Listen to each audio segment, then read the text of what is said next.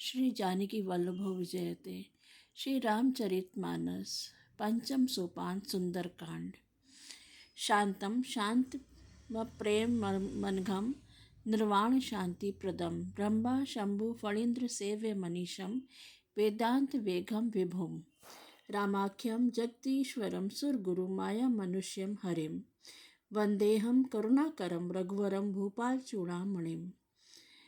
शांत सनातन अप्रमेय निष्पाप मोक्ष रूप परम शांति देने वाले ब्रह्मा शंभु और शेष जी से निरंतर सेवित वेदांत के द्वारा जानने योग्य सर्वव्यापक देवताओं में अपने में सबसे बड़े माया से मनुष्य रूप में दिखने वाले समस्त पापों को हरने वाले करुणा की खान रघुकुल में श्रेष्ठ तथा राजाओं के शिरोमणि राम कहलाने वाले जगदीश्वर की मैं वंदना करती हूँ। नान्या स्पृहा रघुपते हृदय स्मदीय सत्यम वदामि च भवान खिलांतरात्मा भक्तिम प्रयंच रघुपुंगम निर्भराम में कामादि दोष रहितम कुरु मानसम चा। हे रघुनाथ जी, मैं सत्य कहता हूँ और फिर आपके सबके अंतरात्मा ही हैं, सब जानते ही हैं कि मेरे हृदय में दूसरी कोई इच्छा नहीं है। हे रघुकुल श्रेष्ठ, मुझे अपनी निर्भरा भक्ति दीजिए और मेरे मन को काम आदि दोषों से रहित कीजिए। अतुलित बल धामम हेम शैलाभ देहम धनुजवन कृषाणम ज्ञानी नाम ग्रगण्यम सकल गुण निधानम वानरा राम जीशम रघुपति प्रिय भक्तम वात जातम नमामि। अतुल बल के धाम सोने के पर्वत सुमेरु के समान कांति युक्त शरीर वाले दैत्य रूपी वन को ध्वंस करने के लिए अग्नि रूप ज्ञानियों में अग्रगण्य संपूर्ण गुणों के निधान वानरों के स्वामी श्री रघुनाथ जी के प्रिय भक्त पवन पुत्र हनुमान जी को मैं प्रणाम करता हूँ। जामवंत के वचन सुहाए सुनी हनुमंत हृदय अति भाए तब लगी मोही परखेहु तुम भाई सही दुख कंदमूल फल खाई। जाम्बवान के सुंदर वचन सुनकर हनुमान जी के हृदय को बहुत ही भाए। वे बोले, हे भाई, तुम लोग दुख सहकर कंदमूल फल खाकर तब तक मेरी राह देखना। जब लगी आवो सीत ही देखी हो ही काजू मोही हरस विशेषी। यह कही नाई सभी कहूँ माथा चलेऊ हर्षि हिय धरि रघुनाथा।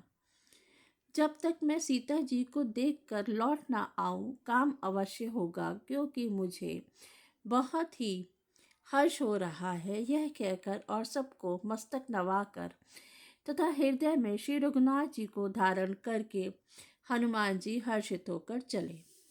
सिंधु तीर एक भूधर सुंदर कौतुक कूती चढ़े ताऊ पर बार बार रघुबीर संहारी तरकेऊ पवनत बल भारी। समुद्र के तीर पर एक सुंदर पर्वत था। हनुमान जी खेल से ही अनायासी कूदकर उसके ऊपर जा चढ़े और बार बार श्री रघुवीर का स्मरण करके अत्यंत बलवान हनुमान जी उस पर से बड़े वेग से उछले। जेहि गिरि चरण देई हनुमंता चलेऊ सोगा पताल तुरंता। जिमि अमोघ रघुपति करबाना एही भांति चलेऊ हनुमाना। जिस पर्वत पर हनुमान जी पैर रखकर चले, जिस पर वे उछले, वह तुरंत ही पाताल में धंस गया। जैसे श्री रघुनाथ जी का अमोघ बाण चलता है, उसी तरह हनुमान जी चले। जल निधि रघुपति दूत बिचारी तय मैनाक हुई श्रमहारी। समुद्र ने उन्हें श्री रघुनाथ जी का दूत समझकर मैनाक पर्वत से कहा कि हे मैनाक, तू इनकी थकावट दूर करने वाला हो, अर्थात अपने ऊपर इन्हें विश्राम दे। हनुमान ते ही परसा कर पुनि कीन प्रणाम राम काजू कीन्हे बिनु मोहि कहाँ विश्राम। हनुमान जी ने उसे हाथ से छू दिया और प्रणाम करके कहा, हे भाई, श्री रामचंद्र जी का काम किए बिना मुझे कहाँ विश्राम है। जात पवन सुत देवन देखा, जाने कहु बल बुद्धि विशेषा। सुरसा नाम अहिन के माता, पठहिन आई कही तेही बाता। देवताओं ने पवन पुत्र हनुमान जी को जाते हुए देखा। उनकी विशेष बल बुद्धि को जानने के लिए उन्होंने सुरसा नामक सर्पों की माता को भेजा। उसने आकर हनुमान जी से यह बात कही। आज सुरन मोहि दीन आहारा, सुनत बचन कह पवन कुमारा।